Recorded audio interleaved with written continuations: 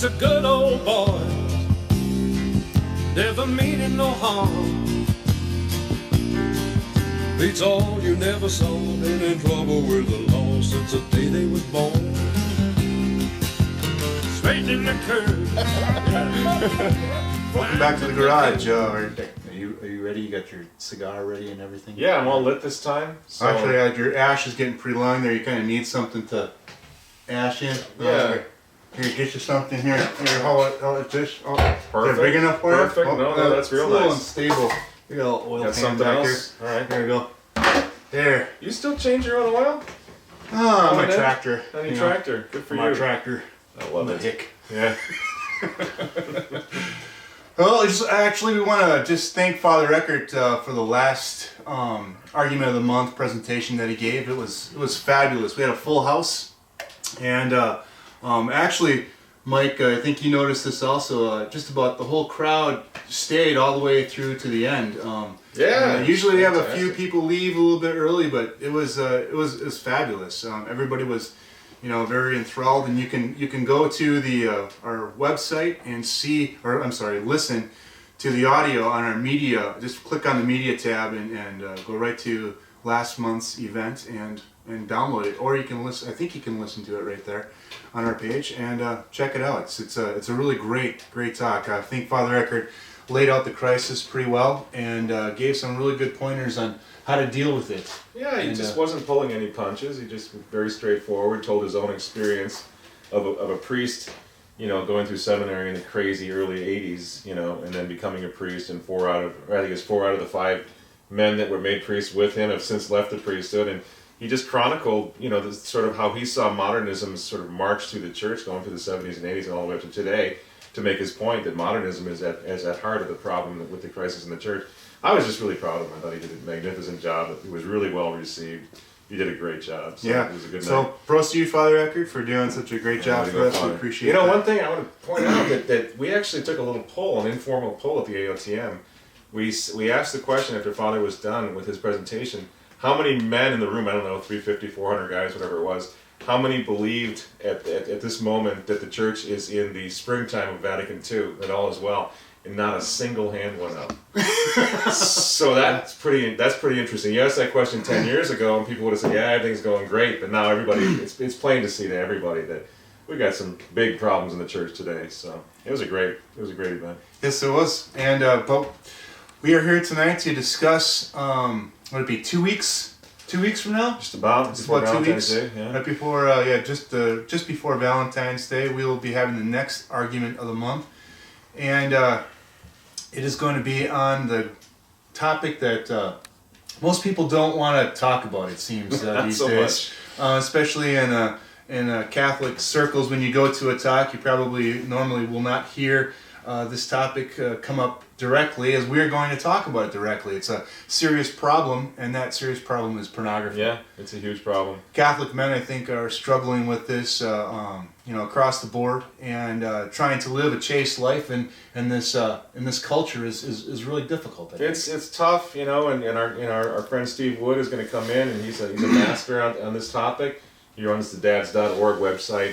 He does some stuff with the AOTM. He's a really talented man, a very, like you say on your website, he's a crusader. He's a crusader on these social and moral issues.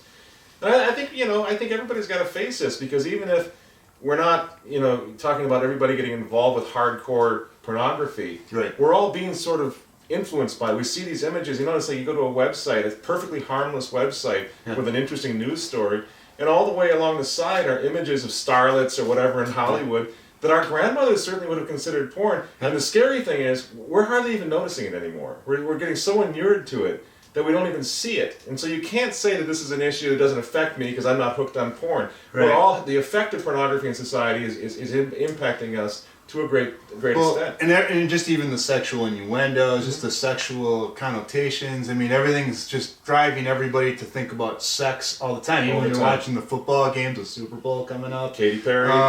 Everything is constant. And as we were preparing for getting ready for this, Mike, I went back and I remembered a previous speaker that we had, John Henry Weston, and he came in, and when he was giving his talk, I think it would have been a year ago, October. Yeah.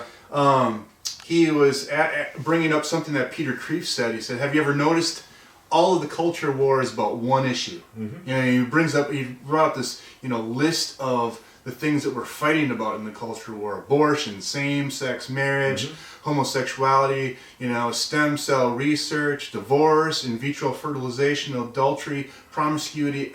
All these issues are about one thing. It's about sex. That's right. And so we're just, you know, as a society, we're just, you know, consumed with this whole, you know, with sex. Yeah, And so it's like we see that sex is such a big part of who we are. It just touches all the different facets of our life. And so when we start, you know, abusing it, like I say in my little intro there on the webpage and in our email blast that will be, you know, be coming out, it just, you know, when we start perverting God's gift, we start perverting all the areas of our life. That's you know? exactly right. And you can't possibly say it doesn't bother you. And because we're all, as men, we're all bothered by it. And this is what Steve's going to talk about, I'm sure.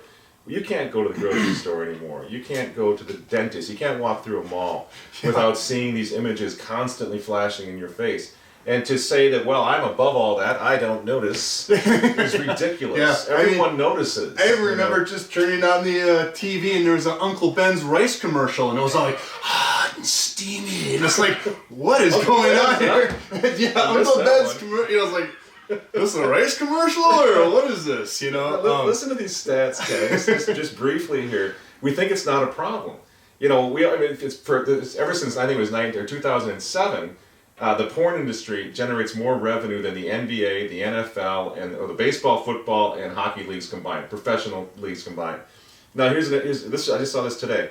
Porn grosses more revenue. Get this. Than Google, Microsoft, Yahoo, and Apple combined. A new pornographic video is made every 39 minutes. 4.2 million porn websites exist, and now they're saying 42% of internet users are using porn.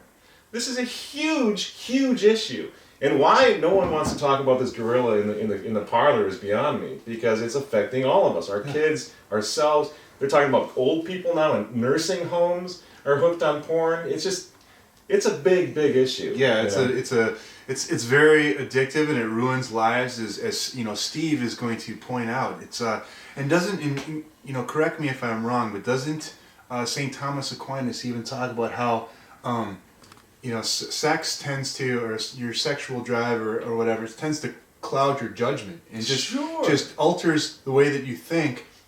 And we can see that in our society. It's just like, you know, in many ways, it seems like it becomes a drug. You mentioned John Henry Weston. They had a terrific article recently on LifeSiteNews.com in which they talked, I think the title was How Pornography Makes Men Stupid. And they go through and show how literally, I mean, we see this in the news all the time, like the mayor of Los Angeles or high-profile politicians or sports figures getting caught in these ridiculous sexual scandals, whether it's with a minor or, you know, exposing them, whatever it is. And the point that the author of this article was making is that there's actually a physical and neurological thing that's happening to men who are hooked on porn to the point where they lose reason. They lose the ability to work things through, which is why they're doing these moronic things, like sending emails, you know, around and getting themselves... Sending photos to people of body parts that maybe they shouldn't be sending. And this guy made the point that that's not just happenstance, that's a neurological thing that's happening through addiction to porn. So again, I can't imagine why it's a good idea not to talk about this. It affects us all. And if you think your kids are not involved or are above it, you're in for a real shock, because every kid on the street now is running around in his little smartphone with the largest red light porn, you know, district in the history of the human race on his smartphone. And you're asking that kid to say, well, I know I'm going to give this phone to little Johnny. He's never going to get curious about that sort of thing. He'll never Google any images. No, he won't do that. Right. How stupid can you possibly be? Right, in a day and age when, you know, we're supposed to be trying to uphold women. It's just like pornography is teaching us to make them objects. Absolutely. And I mean, it's hard enough as a young man to keep your mind on schoolwork and the things that you're supposed to be doing, and then, you know, 24/7 being bombarded with you know, sexual thoughts. It just doesn't happen. It just doesn't seem productive. And and not only that, I think that we're seeing, you know, because this kind of behavior has been going on for some time. Now, case in point here is again, I bring up in the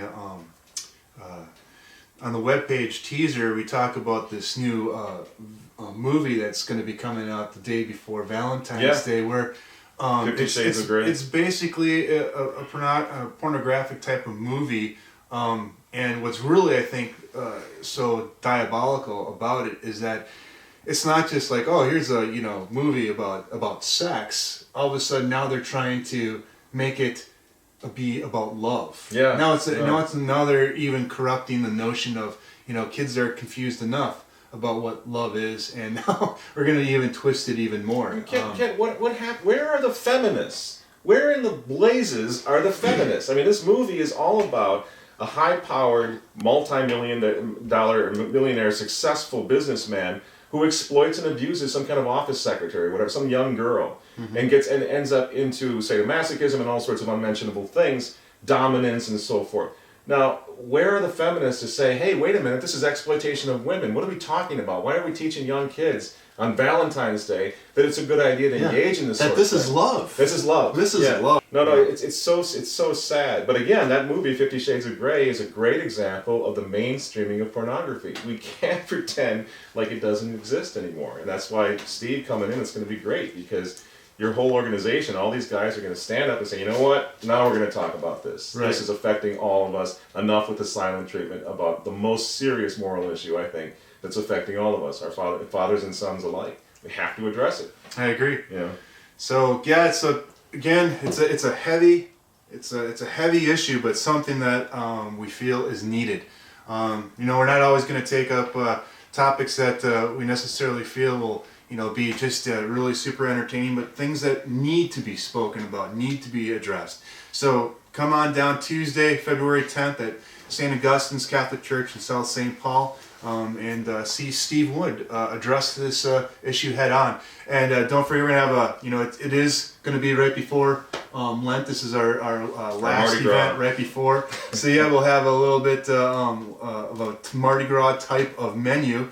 We'll be having jambalaya and appetizers. There'll be a little something Mexican in there, a little burritos, fried chimichangas, or something to that effect. Do you have anything besides Mexican food? And also some great desserts. So, and we'll also have great beer lineup as always. Excellent. And gotta have that. And won't have cigars because it's really cold outside. You can bring your own cigars and smoke outside if you want. maybe a private one. Maybe a private one.